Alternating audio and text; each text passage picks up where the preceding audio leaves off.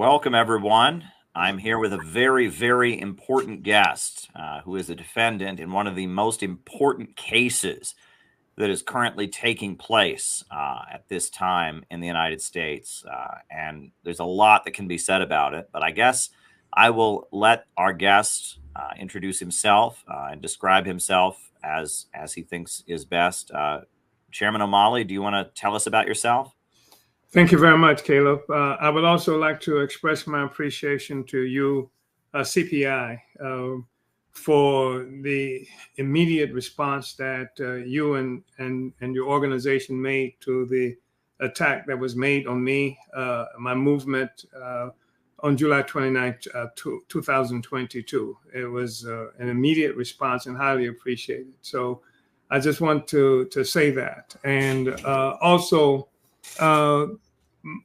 as you said, my name is Omali Yeshitela. My history goes back nearly 60 years in terms of involvement of the struggle for the liberation of Black people, African people here and globally. I was initially an organizer with the Student Nonviolent Coordinating Committee. That was the organization that promoted the slogan, Demand Black Power. It was the bridge that existed between the civil rights movement and the struggle for national liberation in this country. And I was a part of that as a young man. And moving forward beyond that, I became a part of an organization called the Hunter Militant Organization, or JOMO. And later we built the African People's Socialist Party in 1972.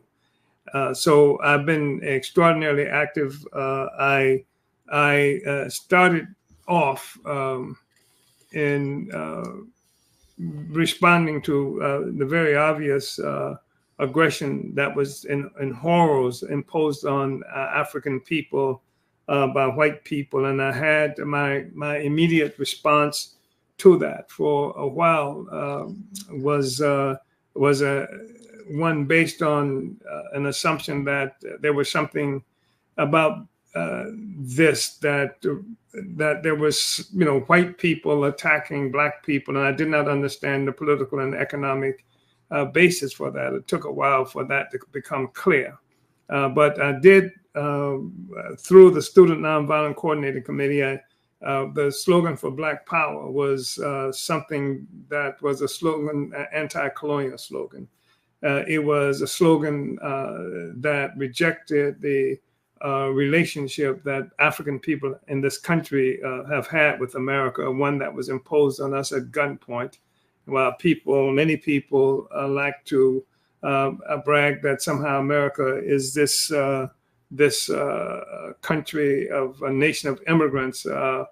We are not immigrants. Africans were not immigrants. We were captives, and we were brought at gunpoint. And we and the indigenous people here are the only people who did not come to this country looking for a better way of life, but lost a better way of life as a consequence of this relationship. And we've been trapped with this conundrum. And the U.S. has been trapped with this conundrum.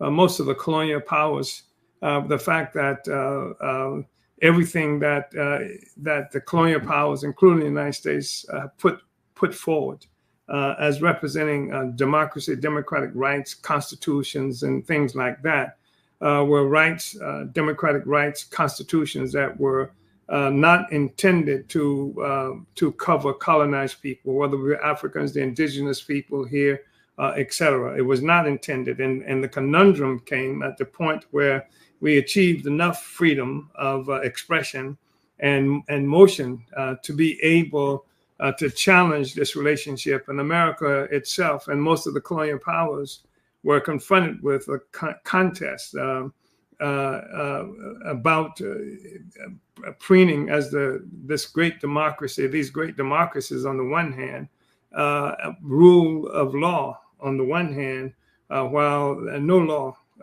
it was lawless in terms of how it treated African people, whether in this country, the indigenous people who in this country still live in concentration camps, euphemistically referred to, as Indian reservations, the theft of Mexico, I mean, just so much, half of Mexico, all of the stuff here and around the world. So this was the conundrum.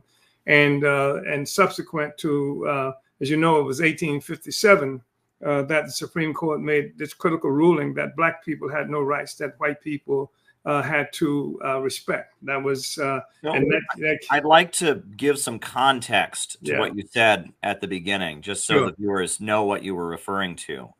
So last year, I believe it was early August of 2022, we were having our CPI convention, or our conference in Chicago. And a few days before that conference, I started getting phone calls and text messages from my friends and allies around the country, people like Garland Nixon, people like Daniel Villa, the radio host in WBAI, saying that they heard about how your home and the home of other activists in Florida, as well as in St. Louis, Missouri, had been raided by the FBI. And I heard about this, and I was even more disturbed when I found out the allegation was that somehow you had ties to Russia, and that was the justification for them flying drones into your home, dragging you out in handcuffs, having SWAT teams kick down the doors of homes, etc. And so I made a phone call, and we just wanted to do anything we could to immediately support your organization in the face of this attack. And so just a few days after this horrendous raid happened, we welcomed representatives of your organization to our event in Chicago. We gave a standing ovation. We gave a huge amount of support. And Tara Reid was there and also made a point of giving you support. So was Garland Nixon and other people. And that was a really important moment for our organization. And I will say that a few days before our conference, after you all had already agreed to speak, I got a phone call blackmailing me, basically urging me to cancel the conference and saying that they would put private information about me on the internet if I did not call off the conference. And I said, well, I'm not going to cancel the conference. That's just not going to happen. And so we went ahead with the conference, and you were there and Tara Reid was there. And it was a really definitive moment in the history of the Center for Political Innovation. And it was a moment where I'm particularly proud that we saw someone who was under attack, and we offered our solidarity unconditionally based on nothing but understanding that we are against U.S. imperialism, and that when they target somebody, especially on the allegation that they might be Russian agents, it's our duty to stand with them, no questions asked. It was a particularly meaningful moment in our organization. So I want to thank you for giving us that opportunity to raise awareness about your case so early on, because from what I understand, it's only gotten worse since then. Not only did you get raided, but you've been indicted. Would you like to tell the audience about what happened, the raid that happened and how that's then led to this criminal indictment you're facing? Well, the raid happened, as you mentioned, just a few days prior to your conference. It happened on July 29th, 2022. But we had already been attacked and didn't connect it on July 2nd. Our office headquarters in St. Petersburg, Florida, had been attacked by what appeared to be a lone person who pulled up in broad daylight in our parking lot and took a military-grade flamethrower from out of the trunk of his car and torched the red, black, and green flag that was on a 50-foot flagpole, 15 by 25-foot flag. They torched it, and in broad daylight. They left, and very reluctantly, the police investigated it, and because we had captured the license plate on our security cameras and what have you, and they said that it was a person who just driving by every day who had seen the red, black, and green flag, ugly flag, hated the flag, and hated Socialist, and therefore torched the flag. They finally determined that they could not charge the person with arson, but they charged him with some kind of criminal mischief. And so that would happen on July 2nd. It was later that we connected it. It was a dry run because I should tell you that on in that same building in November of 1996, the U.S. government, along with local police, some 300 strong, attacked that same building again for speech because they had a cop had shot an African, murdered an African just 3 blocks away from our office. And because we worked that community furiously, they were concerned about a meeting that we were preparing for on the day the determination by a grand jury of whether that cop would be indicted or not. And so they blocked off the streets.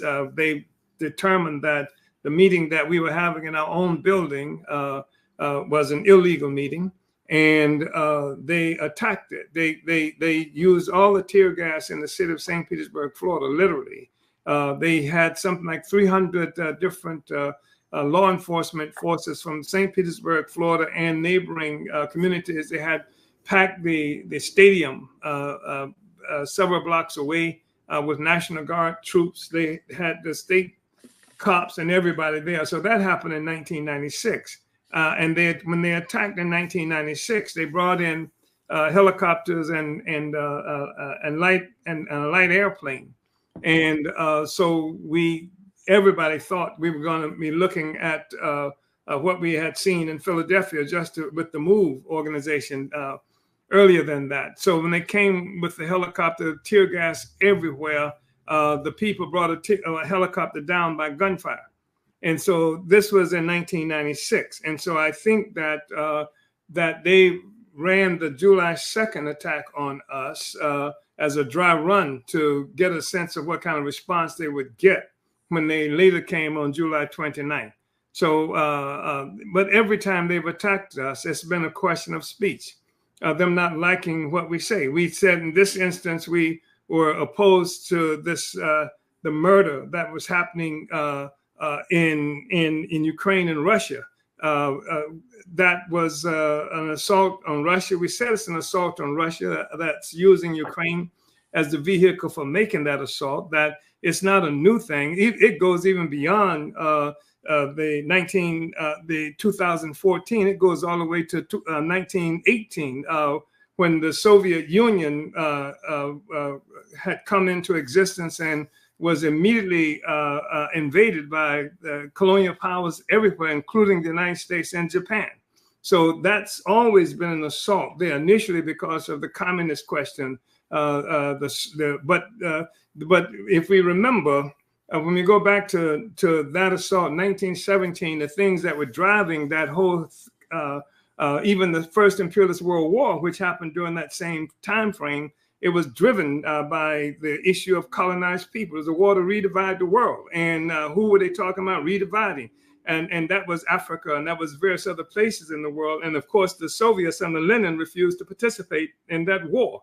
And that became a problem. You're looking at the same time frame, Pitts, where you're looking at Sykes-Picot, you're looking at the Balfour Declaration, all of the contradictions that we see bunched up now, whether it's Palestine, whether it's Africa and African people, et cetera, and Russia, they all came together at that critical moment. And so, and now we came out in opposition to the U.S. and in support of Russia in that particular war, because it made sense, because we saw that it was an aggression being made against Russia, and it goes back, as I said, more than 100 years. So.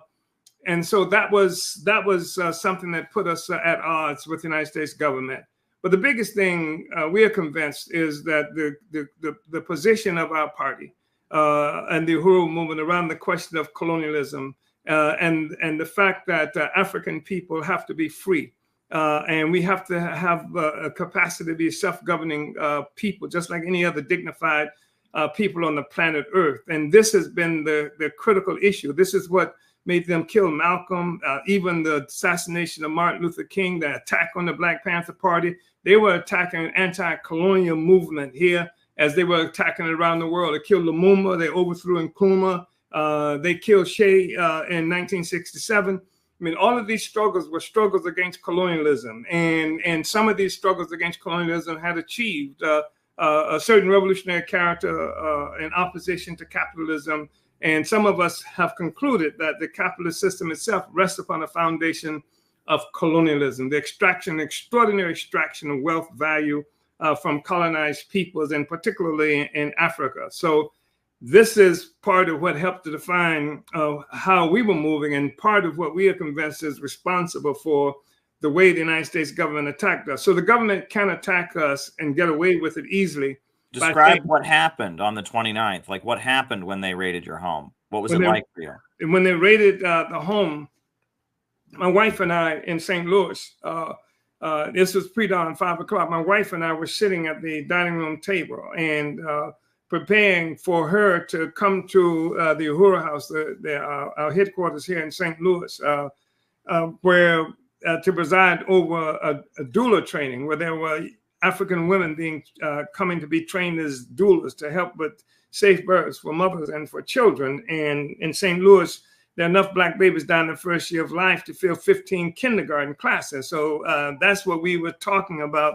And suddenly, out of the dark, this booming voice comes telling us that everybody in this residence should come out with our hands up and our hands empty, and that this is the FBI. And then on the back of that, these explosions began to go off all around the neighborhood, around our house. And we were to see in the back stairwell of the house, there's explosions knocking plaster off the walls, etc.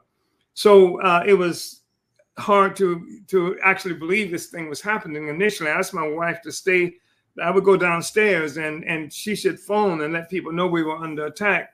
But she couldn't because they had jammed our phones, so we couldn't communicate with anybody. So I get downstairs, and when I get downstairs, in front of my house is this armored personnel carrier.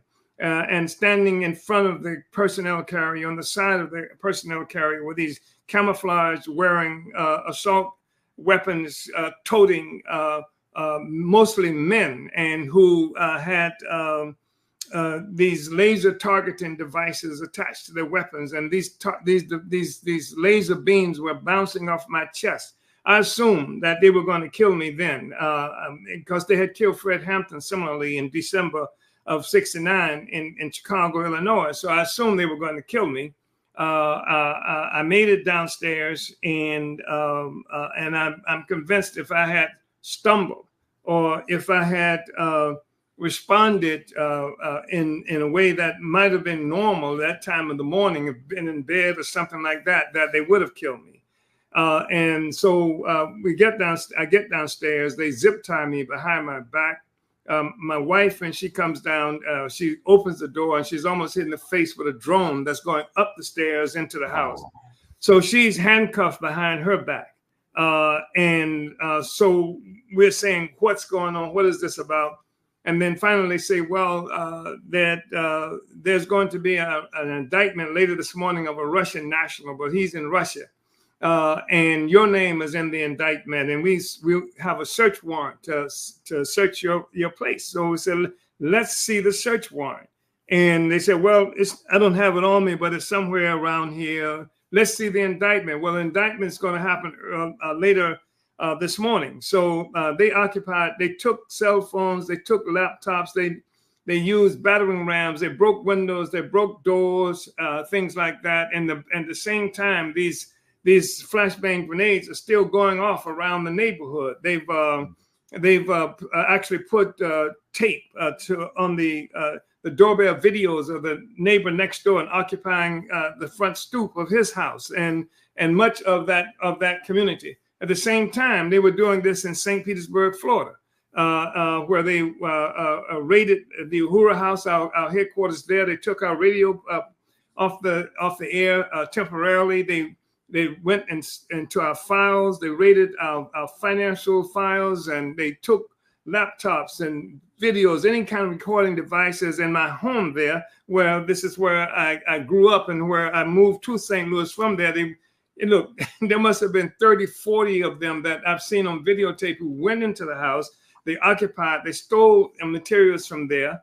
And then they went to a young party leader in that city. They knocked on her door and told her that this is the police and that somebody's breaking into your car. We want you to come out and take a look at it. She walks out, the FBI is waiting there. And in South St. Louis, they go to the Solidarity Center that we have in the mostly white community. They attacked that center, they broke all the doors. They broke use electric battering rams and what have you. They put tapes over the. They disconnected the recording security stuff. They went upstairs and raided the apartment of two people who lived there. Jesse Neville, who's one of the Uhuru Three, and his partner. They went to another neighborhood where Penny Hess, another of the Uhuru Three, was living with her roommate, and they occupied that. They held them all at gunpoint. They knocked down windows, they broke doors, etc., etc. So this is what they did, and again, we saw nothing. We saw they provided us no real basis for doing that, and then they locked us into this legal purgatory that they call unindicted co-conspirators. Because we're unindicted, we don't have legal standing. We can't go to a court and say that we want to stop. We want the court to stop these guys for doing what they're doing to us. So after this horrendous raid on your home, right. You find out they're raiding your home and they're raiding your party offices. They're doing all of this because they say that you're tied to somebody that they've indicted who's on the other side of the world in Russia, right? And on that basis, they did this to you. And you're telling me that then, because at that point you weren't indicted, you had no legal basis to fight against what they did to you. You were declared an unindicted co-conspirator. So continue. Tell us about that. Yeah, so we're unindicted. So it's a sort of legal purgatory. They've got tons and tons of materials that they've taken from us. Later, they would offer a $10 billion bounty to anybody who could come up with information on the person who we're supposedly working for in Russia and us. So they got all of our materials, etc., but they've got nothing. So they're asking $10 million they would give to anybody who could come up with information on this person, Alex Ionov, in Russia, and us. So this is what happened. So later, something like almost a year later, 9 months later, they indict us. And they indict us on charges of being some Russian agents and working for Russia. And we did not register as agents of a foreign power.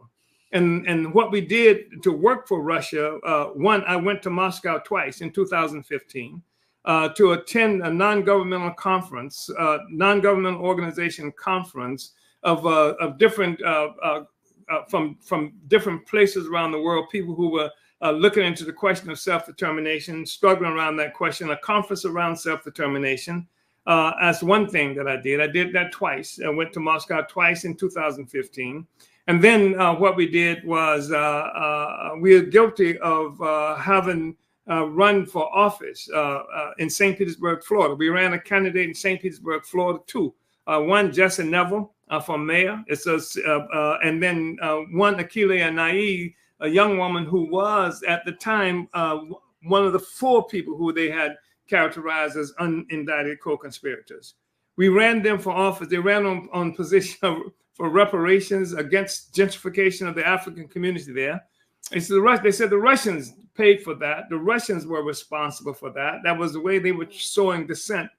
And then they said that another thing that we did was that we toured 4 different cities in this country when the United Nations was having hearings led by Muriel Fanon, Frantz Fanon's daughter, and going through the African community. And it was a UN entity that was looking into the conditions of Black people in this country. And we went to each of them all over. We slept in the snow, etc. We attended it. And these were meetings that were attended by hundreds of Black people talking about the conditions of Black people. And so they said the Russians paid for that. And that's another thing that we did that was criminal. You know, there's something else I'm leaving out, I'm sure, but they went beyond that. The church right across the street, we have something like more than 50 economic development programs to change the conditions of Black people in this country. And many of them are right here in St. Louis, Missouri. We've changed the north part of St. Louis, Missouri on the material way. And we have purchased, had under contract a huge church right across the street from our house that they attacked, which is in one of the most impoverished sector of St. Louis. And that church mysteriously caught fire. It was under contract. The church was burned. The church was burned. burned. And it wasn't just a small fire. The church is unusable now. And they did things like the banks, several banks that we were working with. Some we've been working with more than 20 years. They stopped taking our accounts. They demanded mortgage payment for $80,000 in 2 weeks, things like that. And so this was part of it, part of the assault. It was a massive, full pressed, offensive that they made against us. And if you read this indictment, they haven't accused you of harming anyone. They haven't accused you of any violent crime. They haven't accused you of any involvement in drugs or anything. All they've accused you of doing is running some people for office, providing services in your community, having some Zoom calls and conferences about Russia, going to a couple different conferences in Russia. And this is their full-on response. Now, if you were to be convicted at trial, what could you be facing? I mean, I've heard it's up to maybe 15 years in prison, possibly. 15 years in prison. We're facing 10 years on one charge and 5 years on the other charge. 5 years, I think, on the conspiracy charge and 10 years on the charge of working for a foreign agent or something to that effect. I mean, I could tell you what the exact names of the things are, but that's what we're facing 15 years, which is effectively a life sentence for me, you see. And it's an act of terrorism and what they have done. And this is the struggle we've been making with them legally. We've got great lawyers, and we've filed a motion for them to dismiss these charges because they're all free speech. There's nothing that we did, as you mentioned. There's no bank robbery. There's no drug pushing. There's no crime. Nothing. No crime. You just engaged in your community as democratic participants in our society. Exactly. And so what they've declared is that, and we can show, I mean, I went to Moscow. I mean, in 2007, I was in Spain, an international conference that they called in Spain. And at this conference, attended by people from everywhere, the Spanish government was one of the sponsors of this thing, even though it was an NGO. There were forces who came from the United Nations who were part of this. There were people from different countries who were part of this. And in Spain, they paid for 3 people to come, 1 from Europe, 2 of us from the United States, and they paid a stipend for us to get there, which is not what happened in Russia. In Russia, they paid out our fare to get to the place, etc. But this is something. And so there's that. I mean, I was in Ireland. When the so-called Troubles were happening. I was support the Irish struggle against British colonialism, had great relationships with the Irish Republican Socialist Party and what have you. So there's a whole history there. I was in Nicaragua shortly after the Nicaraguan Revolution. So this notion that somehow going to Moscow turned me into a Russian agent it's ridiculous, and it's insulting in the sense that it's based on some assumption that African people do not have agency, that it requires somebody who they would call white to tell us what to do, that we don't know we are oppressed without that kind of intervention. So it's ridiculous. Yeah. Now, I am happy to see you have received a lot of support from many different places, places you would not have expected it. But then that accompanies the fact that places that you would expect to support you haven't supported you. And that is what I've observed is the most bizarre thing about the case. The people who are stepping up, which is good, right, which you wouldn't expect to, and the people that aren't stepping up, which should be, which is very disappointing. Can you talk about that? Yeah, that is an interesting situation because I think you may have referenced the interview I did with Tucker Carlson. Yeah. And which was, you would put him in the category where we wouldn't expect it to happen. But he was profoundly supportive. And I think that's based on the whole question of free speech, democracy, that kind of thing. I think that was part of what it was about. And but, you know, he would mention during the discussion that you have Black Lives Matter. If anything happens with African people, all of the liberals and everybody like to go to Black Lives Matter, et cetera, and which is a Zuckerberg created slogan that doesn't mean a damn thing, you know. Right. But, you know, when it comes to and they got tons and tons and tons of money. We spent more than $300,000 just in defense of this thing already.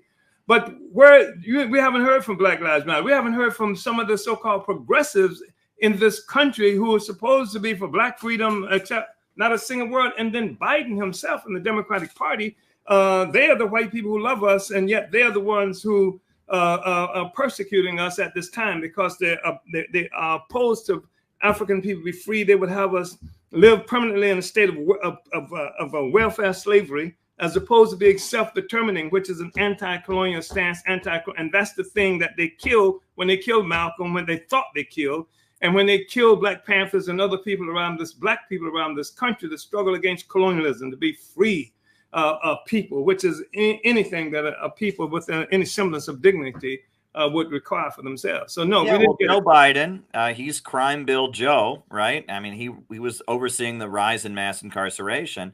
And Kamala Harris, the vice president, she was a vicious prosecutor in California. Indeed. And it seemed like both of them made their careers by imprisoning Black people. Do you want to comment on that? Yeah, but more than that, I mean, you look at, that's absolutely true about Kamala and Biden. But beyond that, Biden is somebody who was opposed even to the Civil Rights Bill.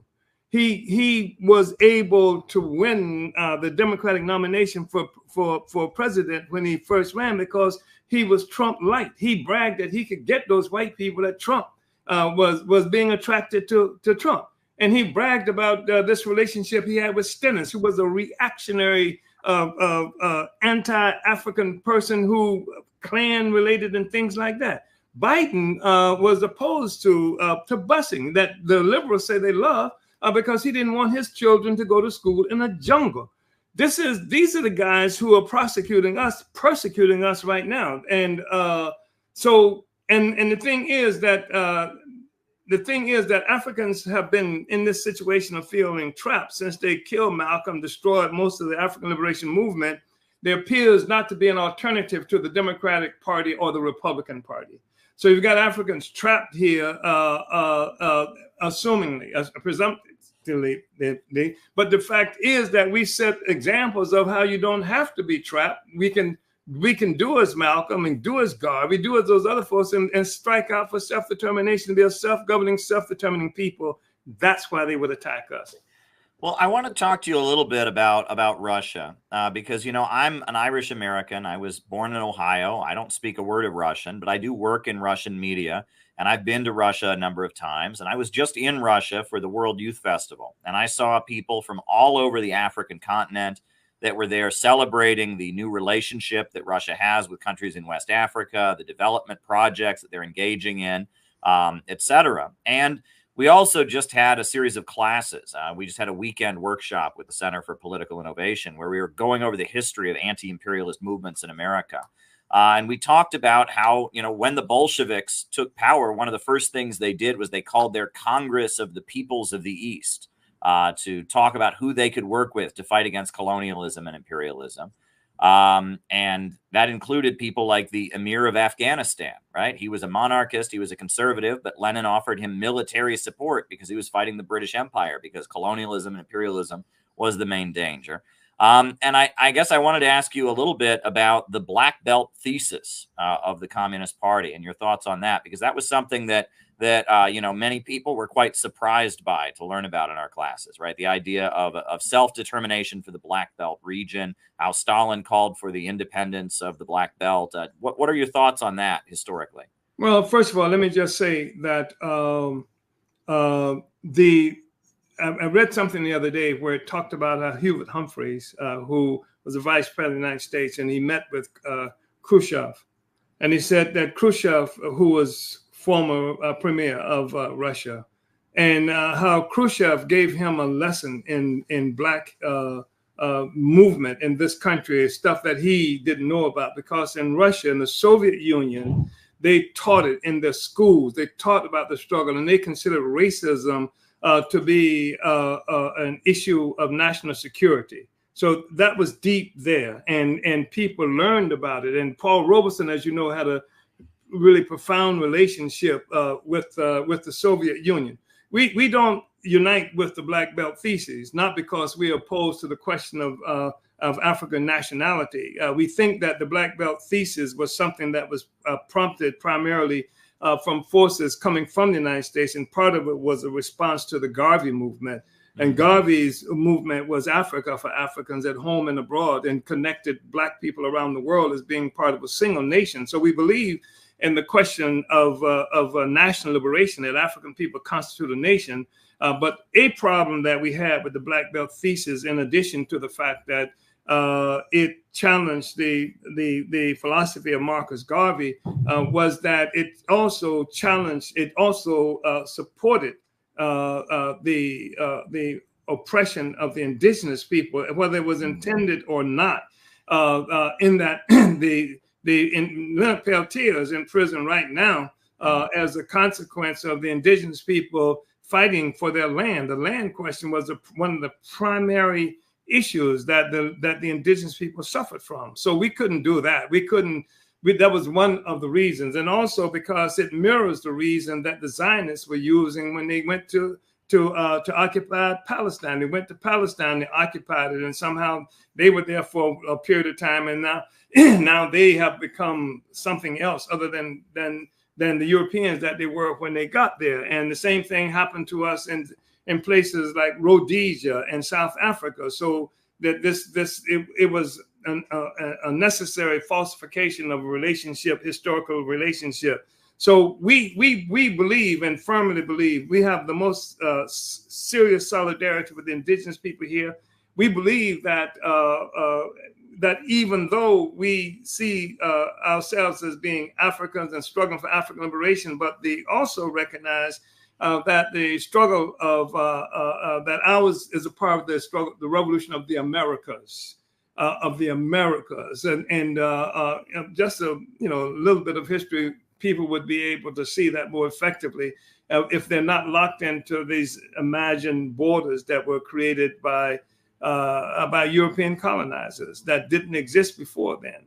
I mean, I'm in Missouri now, and Missouri, as you know, was part of the so-called Missouri Compromise, where they stole a third or more of this territory called the United States, and all the people who were in it they now owned by Jefferson, by the United States, so they could extend slavery here, and it was owned prior to that by France. So this is the history that has to be unearthed, and the only way it can be unearthed is through the process of the liberation of the people who were colonized here. So I really felt really good about Lenin and what the Bolsheviks were struggling with in terms of the Conference of the Peoples of the East. I have that book someplace that with a lot of the documentation around that, and it was an impressive kind of thing, and especially in the face of how the colonizers were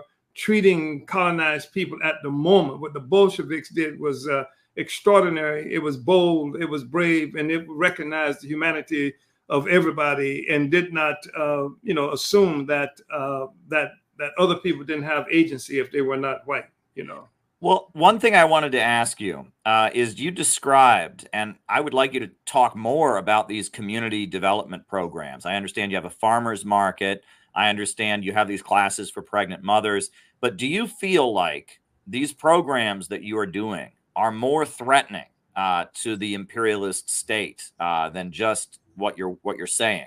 Do you feel like that's what they fear, is that you're providing services, you're feeding people, you're developing the Black community? Yeah, I do think that's a real thing, because you got to remember that, especially in the African community, up until now and recently, the U.S. government, the colonial power, exercises its presence mostly through the Democratic Party, and the Democratic Party wants to be the only answer that Black people have. It doesn't make any promises to us at all. It hasn't ever promised anything, so I think that's part of it. And so what we're saying is that there is an alternative, and that if we can do these things that we do, I mean, like I said, we have something like 50 some odd economic and political programs. You see African children in every community in the United States where every African community, you see African children playing basketball in the streets, dodging cars and what have you. And so we raised $160,000 and put a basketball court, a major first class basketball court there. And that's so great. say, that's a beautiful thing to do. It is, but these are alternatives. And why put a basketball court there? Because the children need to be able to see the future. They need to be able to see beyond the limitations that's imposed on them. But we didn't just do that. We took a so-called food desert, and we've established farmers markets. And the farmers market allows for Black people to come together also and sell to each other, buy from each other, and to create some capital that circulates in our community. That's amazing. We build housing for. We have a workforce program for Africans who locked up in these concentration camps, these prisons. When they get out of prison, they have a place to live while we teach them things. Because we just down the street, we've just opening up a bakery cafe. So we teach them, culinary arts and things, etc., and how to run their businesses. So this is the kind of stuff we are doing. And this is an embarrassment. It's an embarrassment to the local politicians here, the local Black politicians, because everything we do makes a statement about what they're not doing. Everything we do makes a statement about what the United States is not doing. It's got all of our resources, but it doesn't do a damn thing for us, but we do it. So we're saying there's an alternative. Self-government is something that gives us the ability to take care of our own, and that's what we want.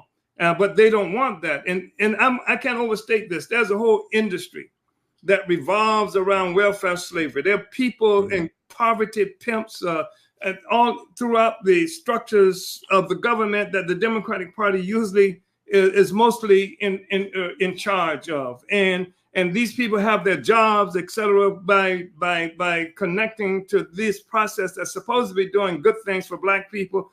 Welfare programs that say you can get it as long as there's not a man in the house. You can get food as long as there's not a man in the house. I mean, they make these kinds of requirements, destroying families and things like that.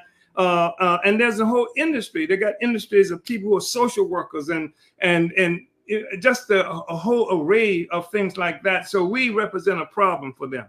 And so that's part of what it is about. And we're training people in a variety of ways that will help people to be self-reliant, self-determining, and can see a future beyond being on our bellies, crawling, for the Democratic Party or Joe Biden or somebody like that to take care of us. We can be a self-reliant people.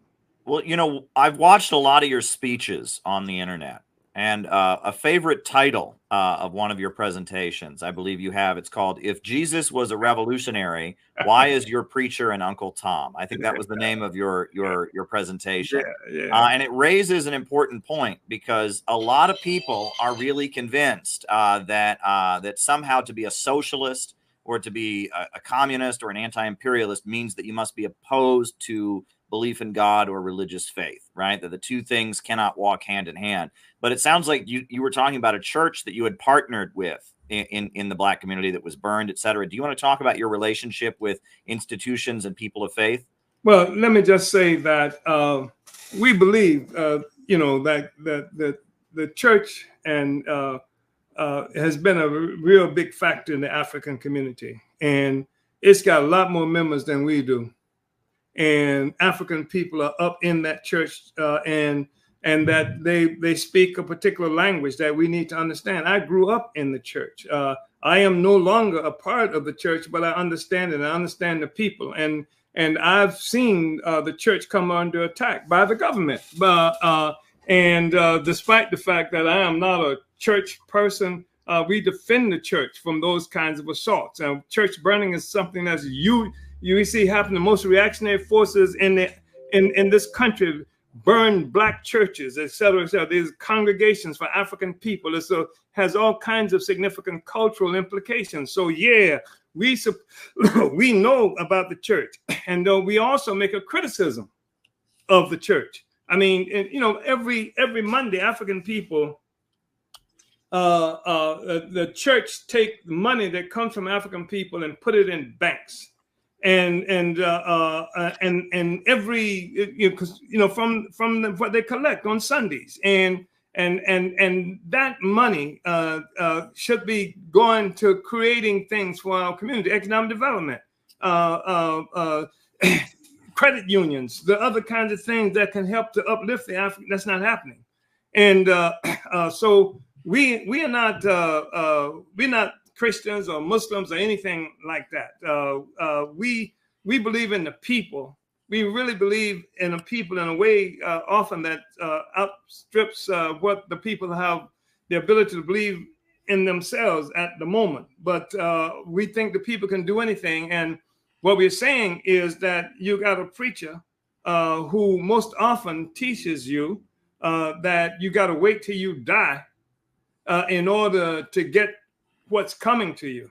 And we're seeing that that's not the Jesus that they teach you about. The Jesus that they teach you about was kicking over tables of the money changers in the temple and what have you. He was fighting against the Romans, who were the dominant forces at that time, etc. So if that was good enough for that Jesus, and why doesn't this preacher teach you about that Jesus to resist, to fight against oppression, to fight against colonialism that was being experienced by the Hebrews under the Romans? Why don't they teach you that? And etc. So that's where we are. We with the people, and we go where the people are and help. Hopefully we serve some purpose in raising consciousness of the people. Because unlike the people are scrambling day to day, the backs against the wall all the time, and it's hard for the people to have the long view.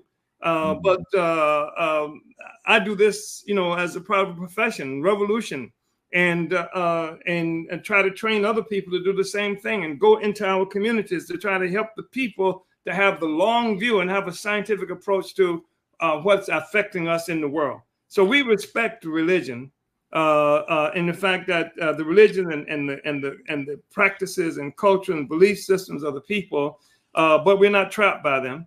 And we don't want the people to be trapped by the imposition of those institutions on them that serves our oppression and exploitation. Well, now I also wanted to ask you that in light of what Israel is doing to the Palestinians right now, I mean, just the relentless genocidal attack that is taking place, there have been some really crazy laws passed. I know in a number of states, if you want to be a government employee, you must pledge that you will never boycott Israel.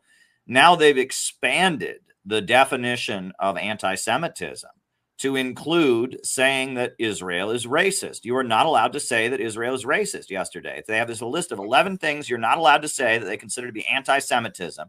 One of them is saying that Israel is racist. And this does point to like the power of what people might call the Israel lobby or the Zionist lobby. What do you make of that?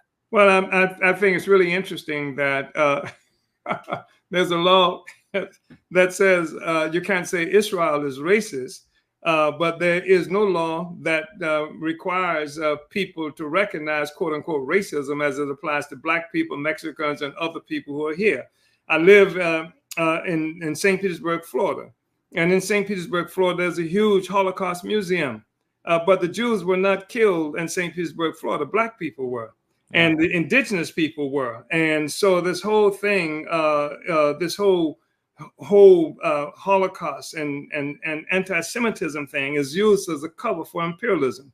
And if I were Jewish, I would be really concerned about this, because what it has done is reinforce this notion that's being pushed by people who really do hate Jews and want to kill Jews, that Jews are different, that the laws of social development do not apply to Jews, that somehow that some kind of the chosen people, master race kind of garbage that they put out. Then the law of Jews are just like everybody else, and the laws of social development applies to Jews like it does to anybody else. And if I were Jewish, I would run from that characterization of who I am, because that's the very thing that all of the people, the Jew haters, the one who want to kill Jews, that's the line that they put forth, that the Jew is different. The Jew is not like the rest of us. The Jew can be killed, etc., and murdered, and things like that can happen. So we don't believe that. And there are Jews who are part of our movement and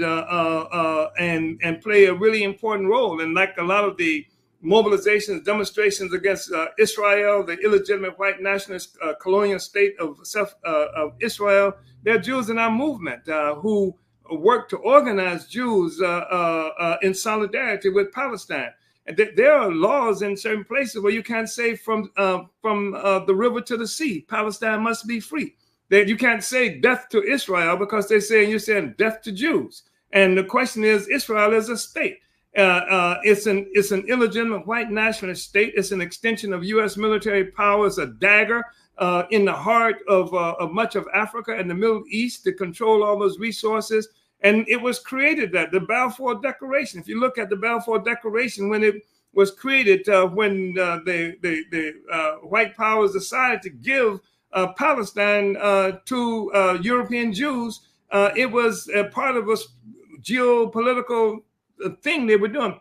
The Sykes-Picot, one of the person, I think Sykes, who helped to develop the Sykes-Picot agreement that created the borders that you see now for Lebanon and Syria and Palestine, etc. One of them was there with the Balfour Declaration. So this is all like political contrivances and etc. And this whole notion about like Jews are not human, but master or chosen people, and that they claim the Palestinian land because God gave it to them 4,000 years ago. I mean, that's gentrification, on steroids, and they've made God a damn real estate dealer. That doesn't make any sense, and people should reject that in a very serious way, and Jews should reject that in a very serious way.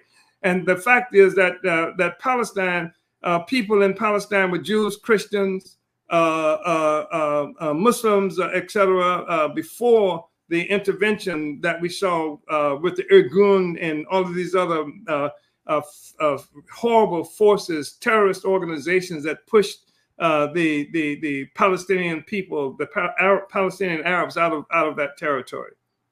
Absolutely. Yeah. Well, one thing I wanted to ask you is you've been doing revolutionary organizing for a really long time, and you've built a substantial organization. I wanted to ask you, how do you hold a group of people together? Because our society seems to really be infected with rampant individualism. People get angry about this, they get angry about that, your egos get in the way. And it seems like you've been, for your whole life, holding a group of people together to work and build these development projects in your community. How do you do that? And what is it? What do you appeal to in people to keep them from just kind of getting caught up in their own ego, especially in this age of social media and et cetera? Well, Comrade Caleb, I want to tell you, it's not an easy thing. I mean, we've been affected by this kind of thing too. There have been agents in our organization. There are people who think more of themselves than they do of the group, and that's something that it's infected, affected our work as well. I won't even tell you the kinds of things that have been how I have been characterized. I can't. Well, you know something about it. I think we do. But...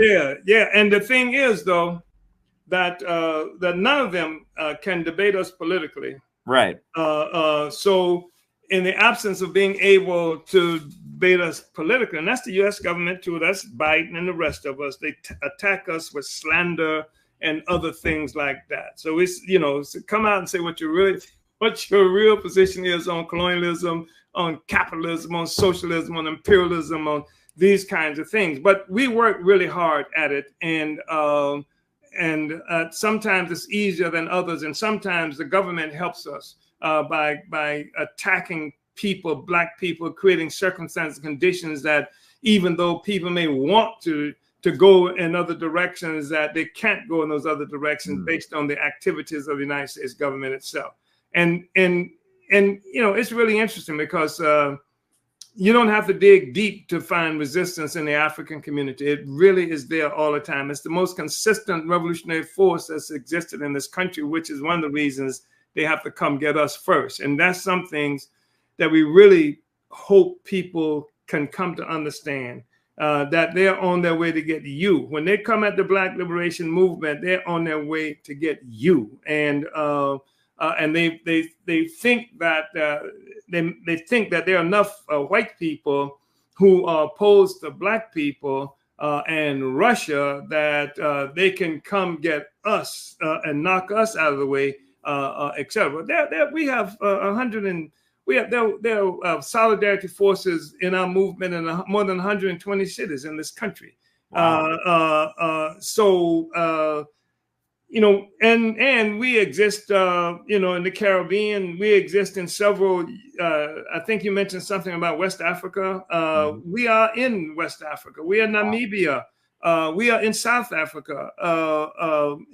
Having to deal with the damn ANC that was given free reign by the liberal imperialists in this country to dominate our people. So we are working in Liberia and Sierra Leone and various places like that. So we're struggling. We're small. And I say we are there. I don't mean that we have massive numbers, etc., but we're working on it. And we have dedicated forces. And we are reproducing ourselves. And this attack, ironically, this attack by the United States government, where that has refused to even let us be seen by the people, generally speaking, this attack by the United States government brought us up so that a lot of people could see us and therefore find their way to us to become organized and part of this movement. But we work at it. Political education is a critical component of what we do on a regular basis, but it's struggle. So I want to ask, what can people do to raise awareness about your case and to offer you support at this time? Because the trial, I believe it starts September 2nd, correct? September 3rd. September 3rd, it starts. And what can we do to support you, to help more people know about your case? Like, what can be done? Because this is I think this is the most important legal case in the United States at this time, possibly in recent history. If they can proceed in imprisoning and convicting you for what you, at this point, they make anti-imperialism and community development illegal. And we have to do everything we can to stop this indictment, this prosecution, to win victory. So what can we do to support you? Well, I think that's a great question. Let me just say you're right in terms of the significance of this case, because what the state is saying, and it has been agreed with right now by a magistrate judge in the 2nd District, I think that is in Florida, where we're going, is that they are putting forth a case that, first of all, they said that what we say doesn't matter if it's true. It's still disinformation if it helps the Russians. That's outrageous. So you can't say true things. Yes, you can. It doesn't matter if it's true. They say, in fact, we are saying that we can bring in experts, historians, and what have you, to show that the position we have on Russia and Ukraine and all these other things, in fact, they said doesn't matter. Doesn't matter if it's true. One. The other thing they're saying is that, and related to that, is that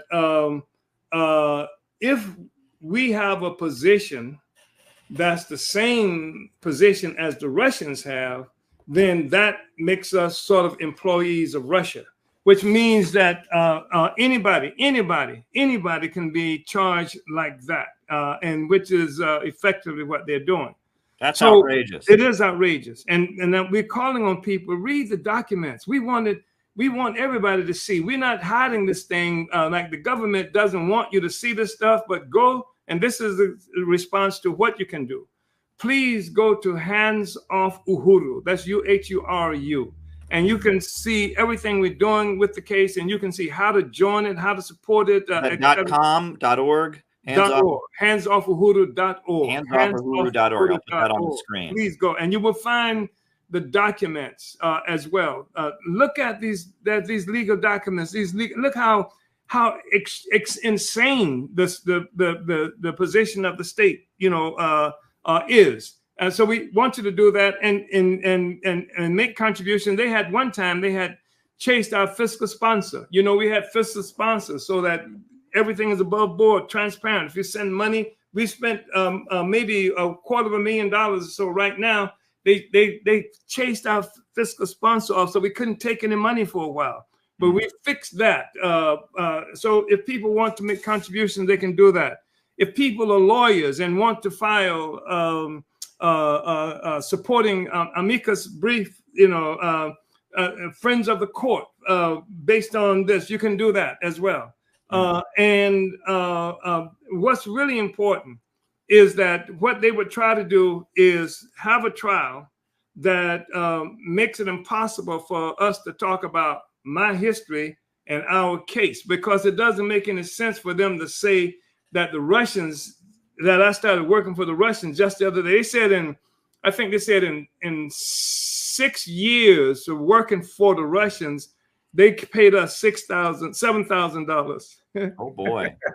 They said in 6 years that, but what I want you to see, check it out and spread it out. Look at what it is that we believe in, what it is that we've been doing. Look at the whole history. Look at Student Nonviolent Coordinating Committee, the history, and that makes mockery of the garbage that they are trying to impose on us and the limitations that they would put on our defense in a court. So we say the trial has already begun. Your listeners, your viewers, and other people are part of the jury right now. So let's go ahead and spread it out. Let people see it. Let people understand it, so that it makes it, it complicates the ability for them to act like they're doing something in the best interest of justice and what have you, with this persecution of me, Penny Hess, and Jesse Neville. Absolutely. So it's Penny Hess and Jesse Neville that have been indicted in this outrageous case. And we want to do everything we can to raise awareness about it. We know there'll be different protests and demonstrations that'll be happening over the course of the summer. And then we want as many people to be there in September when the trial opens. We want to be there to support you, to show that you have support. So I want to thank you for not backing down. I want to thank you for not surrendering in the face of this, and doing everything you can to raise awareness about your case, and being willing to accept support from anybody who will do this, and using your situation as an opportunity to educate people, because I know that a lot of the people who are starting to learn about your case and all of that, they're behind on a lot of these issues, but they want to learn, right? They're learning about what this U.S. government and colonialism and imperialism has been about from the beginning.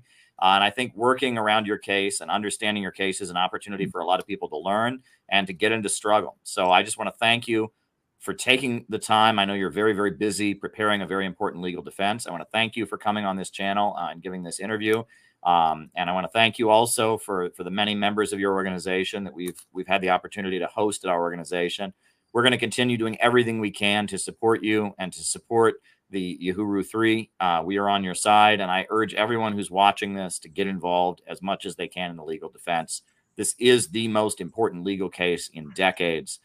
They are trying to outlaw being an anti-imperialist activist, and we can't let them do that. So thank you, Chairman Omali. Do you have any final thoughts? I want to thank you, comrades, and I want to say how much we appreciate the fact that like our movement, it's not what you say, it's what you do. And we've, out of the gate, CPI has been there. We've seen you challenge different officials and media opportunists and what have you around this case. And you've been there. And of course, our guy, John, John McCarthy. Shout out to John if you're watching. We love John McCarthy. Yes. So want to thank you so very much, and all of the CPI members and supporters. Thank you. We know you'll be there with us. Let's move it toward September 3rd, and in the process, let's put them on trial. That's the objective that we have to see. Put the state on trial. Uhuru. Absolutely. Well, thank you, Chairman, and we are in solidarity with you. Talk to you soon. Uhuru. Uhuru.